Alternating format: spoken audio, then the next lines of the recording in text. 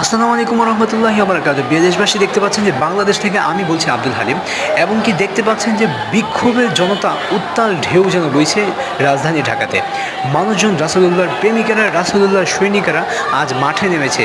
দিন বাড়তেই চলছে এই রাসূল প্রেমিকদের এই উত্তাল ঢেউ।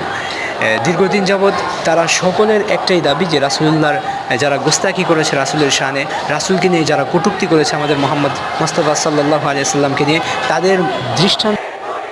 তাদের দৃষ্টান্তমূলক শাস্তির দাবিতে বিক্ষোভে ফেটে পড়ছে পুরো বাংলাদেশ নয়, সারা বিশ্বের 200 কোটি মুসলমান। এই বিক্ষোভ থেকে মানুষজন মোটেও পিছিয়ে নেই। তাদের সকলের ঐক্যবদ্ধতা এবং একাত্মতা অবশ্যই এখানে, যে যারা রাসূলুল্লাহর শানে কটূক্তি করেছে তাদেরকে অবশ্যই দৃষ্টান্তমূলক শাস্তি দেওয়া লাগবে, এবং কি তারা এই শাস্তি রাষ্ট্রীয়ভাবে হওয়া চাই, এবং যারা কটূক্তি করেছে তাদেরকে শাস্তির আওতায় আনতেই হবে। এটাই হচ্ছে সারা বিশ্বের মুসলিমদের দাবি।